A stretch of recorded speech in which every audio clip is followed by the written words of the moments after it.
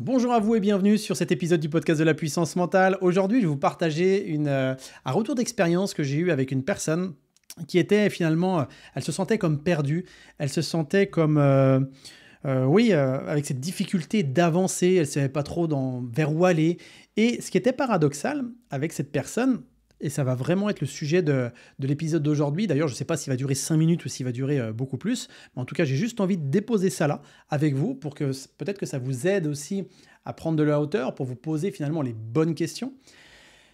Cette personne-là, elle vient me voir et elle était bardée de diplômes. Elle avait des diplômes universitaires, elle avait des certifications en coaching, en thérapie, et ça faisait plusieurs années qu'elle se formait. Elle avait le sentiment justement d'être comme bloquée, de ne pas savoir dans quelle direction aller, et elle se sentait paumée. Du coup, forcément, elle baissait en motivation, elle avait des doutes, elle se remettait en question en permanence, et c'était finalement une sorte de spirale négative. Spirale d'ailleurs négative qui était aussi extrêmement désagréable pour elle. Et là, je lui pose une question. Je lui dis, est-ce que selon toi, à chaque fois que tu vas chercher un nouveau diplôme, est-ce que pour toi, ça serait plus pour monter en compétence par rapport à un besoin réel que tu as, ou est-ce que c'est finalement pour toi le fait d'aller chercher une certaine crédibilité? Alors quand je lui pose la question là, les deux sont valables. Il n'y a pas de bonne ou mauvaise réponse d'ailleurs. Mais c'est important de mettre de la conscience sur nos comportements. Et là, elle bug et elle me dit, bah, c'est vrai que par rapport à ce que tu dis, Geoffrey, à chaque fois que je me suis formé, c'est parce que je doutais tellement de moi que j'ai eu besoin d'aller chercher une nouvelle certification. Et d'ailleurs, elle s'est même lancée dans de nouvelles études qui lui ont pris plusieurs années.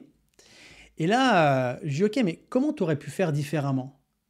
Et là, elle sourit, elle dit, bah, c'est vrai qu'en réalité, si une fois que j'avais eu un premier diplôme, une première certification, j'avais directement appliqué en vendant mes services, en proposant mes offres, etc., j'aurais pas eu ce sentiment ou ce besoin, en tout cas, d'aller chercher une nouvelle certification parce que concrètement, ces nouvelles certifications venaient juste combler un manque où mon ego me disait qu'il me manquait quelque chose, alors qu'en fait, il me manquait rien. À ce moment-là, j'ai juste besoin de pratiquer. Et c'est vrai que ça m'a fait aussi réfléchir, l'échange qu'on a eu avec cette dame. Je me suis fait la réflexion et je vois je vais dire de plus en plus, je ne sais pas si de plus en plus, mais en tout cas, je vois beaucoup de personnes qui aujourd'hui se remettent en question malgré tous les diplômes qu'ils ont dans de nombreux domaines, diplômés en neurosciences, en coaching, en thérapie, en ce que vous voulez, même des fois avec des DU universitaires, même si un diplôme universitaire n'a la valeur que de l'université qui l'a délivré, hein, ce n'est pas un diplôme d'État. Hein. Parce que finalement, la vraie question à se poser, il y a plusieurs questions à se poser. La première question, c'est quand on se lance dans une certification, un diplôme, quel qu'il soit, et puis nous aussi, hein, au sein de l'Académie de puissance mentale, on délivre des certifications de coaching en préparation mentale, au niveau de l'hypnose, etc. Mais avant même de se lancer dans un processus comme ça de certification, la vraie question à vous poser, c'est aujourd'hui, quel est mon besoin? De quoi j'ai réellement besoin? Et c'est pour ça que moi, quand j'ai quelqu'un en visio ou au téléphone, avant même d'intégrer la formation de coach en préparation mentale, je dis OK, aujourd'hui, concrètement, de quoi tu as besoin? Et je m'assure que la personne vient chez nous, non pas pour avoir juste un certificat, parce que si c'est le cas, va sur Groupon. Va sur Groupon ou alors tu te crées une association et tu te délivres un certificat de ta propre association. Ça fera le job. D'accord? Ça, c'est juste du vent, ça sert à rien. D'accord? Par contre, si tu viens avec un vrai besoin, qui peut-être est le besoin de gagner en posture, qui est le besoin de gagner en structure, le besoin d'avoir une méthodologie précise d'accompagnement pour amener une personne d'un point A à un point B. Là, ok, tu viens pour, je vais dire des bonnes raisons, il n'y a pas de bonnes ou mauvaises raisons, mais en tout cas, des raisons qui vont faire que tu vas venir chercher un ingrédient où aujourd'hui il te manque, un petit peu comme si tu voulais faire un bon gâteau, tu as pas mal d'ingrédients, mais il t'en manque un pour que justement ce gâteau-là il soit succulent. Okay, donc ça, c'est la première chose à vous poser, c'est concrètement de quoi j'ai besoin. Ensuite, ce qui va être important à prendre en considération, c'est que vous avez beau savoir toutes les choses du monde, vous avez beau avoir toutes les certifications du monde, c'est pas ça qui va faire vendre vos prestations. C'est pas ça qui va faire que des gens vont acheter vos services. Est-ce que vous, quand vous allez prendre un Uber ou un taxi, peu importe, est-ce que vous demandez le permis de la personne? Bah non. Parce que vous avez besoin d'aller d'un point A à un point B. Donc là, sur Uber, on peut regarder s'il y a des avis clients, etc. Et on va aller se diriger dans la voiture. Maintenant, le jour où la personne qui souhaite être accompagnée par vous, si elle vous demande quel diplôme vous avez, posez-vous la question de savoir si déjà vous avez fait la bonne discussion avec la personne. Parce que concrètement, une personne avec qui vous allez parler, elle va se rendre compte de votre expérience, elle va se rendre compte aussi de votre expertise, elle va se rendre compte aussi que vous maîtrisez votre sujet. À ce moment-là, ça va matcher et c'est même elle qui va demander, tiens, comment on peut aller plus loin? Et ça passe par une seule chose. Une seule, évidemment, non des moindres, c'est la moins sexy des clés que je vais vous donner. Pourtant, j'ai déjà dit dans pas mal de podcasts, peut-être même dans tous, mais ça passe par la pratique. Parce que si vous ne pratiquez pas, que ce soit au début de façon gratuite, que ce soit de façon payante et pas très cher au début, puis après on augmente les tarifs, peu importe. Mais sans pratique, vous n'allez pas développer votre confiance en vous, votre confiance dans vos habiletés, votre confiance dans votre capacité à exercer ce à quoi vous êtes formé. C'est pour ça que nous, par exemple, dans l'Académie de puissance mentale, que ce soit sur des formations d'hypnose où il y a 80% de pratique, que ce soit sur les formations de coaching en préparation mentale où la pratique est dominante, l'objectif, c'est que la personne intègre au mieux tous les processus. Et là, aujourd'hui, les personnes qui, malgré tout leur diplôme, n'arrivent pas à se vendre, c'est tout simplement parce que peut-être elles n'incarnent pas assez ce qu'elles ont à proposer, peut-être qu'elles n'arrivent pas à expliquer précisément ce qu'elles proposent, et le risque, c'est que la personne, elles ne comprennent pas forcément ce qu'elles ont aussi réellement à vendre et en quoi elles pourraient surtout les aider dans leur quotidien. Ça peut paraître même contre-intuitif, mais beaucoup de personnes qui ont plein de diplômes, plus elles vont avoir des diplômes, plus elles vont développer le syndrome de l'imposteur. Parce qu'elles vont être focalisées sur qu'est-ce qui me manque plutôt que de comment je peux mettre en action ce que j'ai déjà appris. C'est vraiment dommage parce qu'elles ont un maximum de savoir, mais ne les ayant jamais pratiqués, ne les ayant jamais exercés, eh bien, ils se sentent comme démunis. Et le problème, c'est qu'après une formation, ou pendant la formation, et après la formation, si tu n'as pas mis en pratique tout ce que tu as appris, le risque, c'est que tu perdes en aisance, que tu perdes en confiance, que tu perdes en, timing, c'est-à-dire que tu vois moins les choses comme tu pourrais les détecter. Un petit peu comme là, dernièrement, j'ai repris la boxe avec mon fils. Mais quand j'ai repris en septembre la boxe, ça faisait quelques années que je n'avais pas repris des cours de boxe. J'avais perdu en aisance, j'avais perdu en confiance, j'avais perdu en timing, j'avais perdu en cardio, etc.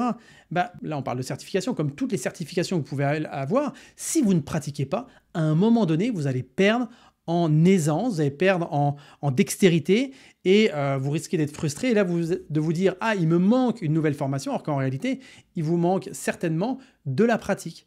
Et c'est pour ça que, par exemple, moi, quand je forme quelqu'un, je m'assure de son réel besoin. Et en plus, en deux, lorsque la personne est dans la formation, je m'assure que tout soit mis à sa disposition pour qu'elle puisse pratiquer un maximum. C'est pour ça qu'on a des exemples dans l'académie de personnes qui ont développé leur business, leur activité, quelle qu'elle soit, avant même d'être certifiées, tout simplement parce qu'elles sont passées à l'action. Et en passant à l'action, eh bien, elles parlent déjà de ce qu'elles font, elles sont en mesure de proposer déjà des accompagnements, les gens parlent d'elles, etc. Et du coup, elles ont déjà des demandes avant même d'être certifiées. Certaines même se sentent gênées, elles me disent « Ouais, mais Geoffrey, je ne suis pas encore certifié. Comment je fais ?» Je dis « Mais ça, ce n'est pas un problème. » Donc, quand vous suivez une formation, ce qui est important de comprendre, c'est que la certification, ce n'est pas une finalité.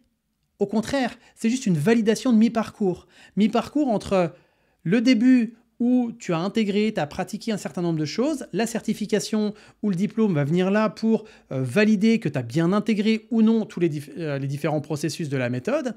Et par la suite, c'est là que l'aventure commence, réellement. Dans le sens où, ok, la personne qui t'a formé, si tu as confiance en elle, etc., et qu'elle t'a dit c'est bon, tu as intégré toute la méthodologie, tout est ok de mon côté, dans ce cas-là, tu peux y aller. Et tu peux y aller dans le sens où tu peux y aller en ayant confiance en toi, parce que tu peux, même si on n'attend pas forcément la validation de quelqu'un, mais en tout cas, ça va venir peut-être vous rassurer. Un petit peu comme quand vous conduisez, à un moment donné, le moniteur auto-école vous autorise, vous donne le certificat, mais c'est pas là que tu es un pilote. C'est justement ce moment-là où tu vas dire, c'est bon, maintenant je peux prendre la voiture et je peux y aller.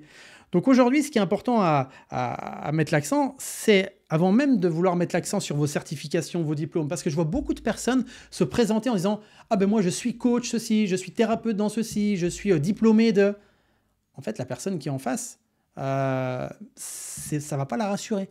D'accord ? Ça va toi te rassurer quand tu dis ça parce que tu as l'impression que ça fait figure d'autorité, alors qu'en réalité, pour démontrer ton expertise et ton expérience, ça va être de la façon dont tu questionnes la personne, ses problématiques, en quoi toi tu peux peut-être l'aider, etc. Et qu'elle va sentir que toi tu es en confiance, elle va sentir que ce dont tu parles, tu es à la bonne place. Là, à ce moment-là, il va se passer une alchimie qui va faire que la personne aura envie de travailler avec toi. Mais pour que ça développe cette alchimie, forcément, toi, à un moment donné, il va falloir que tu pratiques, il va falloir que tu parles de ce que tu fais. Et surtout que tu apprennes à incarner tout ce que tu proposes.